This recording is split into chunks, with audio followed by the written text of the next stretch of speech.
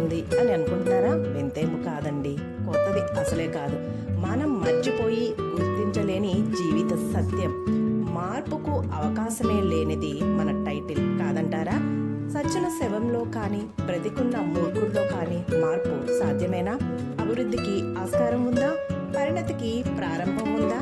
ఎన్నటికీ ఎప్పటికీ మార్చలేనిదే మన టైటిల్ కాదంటారా? అవునో కాదో కామెంట్ చేయండి. Welcome back to our channel Maruti creators. నేను మీ సత్య ఓంబెట్టి. ఛానల్ని సబ్స్క్రైబ్ చేసుకొని ఫాలో అవ్వండి ప్లీజ్.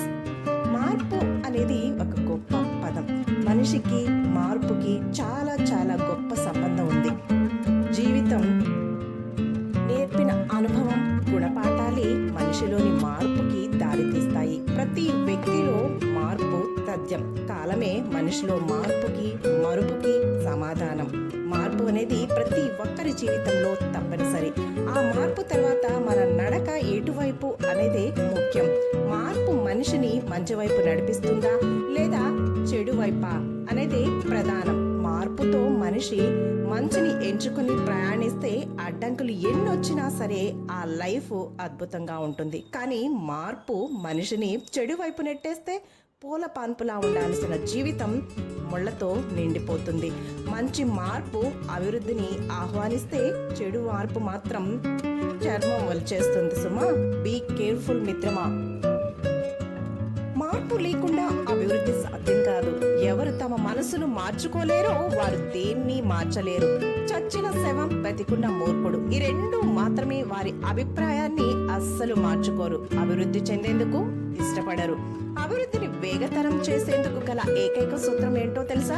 అంతిమ లక్ష్యం ఏంటో గుర్తించి అతిగా చింతించడం మానేసి తక్షణ కర్తవ్యాన్ని గుర్తించి సత్వరమే అంటే వెంటనే కార్యరంగంలోకి దూకడం. చెయ్యి కలపడం ప్రగతికి ప్రథమ సోపానం. కలిసి నడవడం పరిణతికి చిహ్నం. అలాగే కలిసి పనిచేస్తుంటే అదే ఓ అద్భుత విజయం. ఎవరినైనా గుడ్డిగా అనుకరించాలని ప్రయత్నించిన రోజున గొప్పతనాన్ని, అభివృద్ధిని, మార్పుని సాధించేందుకు మనకి ఉన్న అవకాశం నశించినట్లే. నేను నాది అనుకున్నంత కాలం అశాంతి అధోగతి. అయితే మేము మాది అని తెలుసుకుంటేనే పరిణతి, ప్రగతి. మీరు మారాలి అని అనుకుంటున్నారా?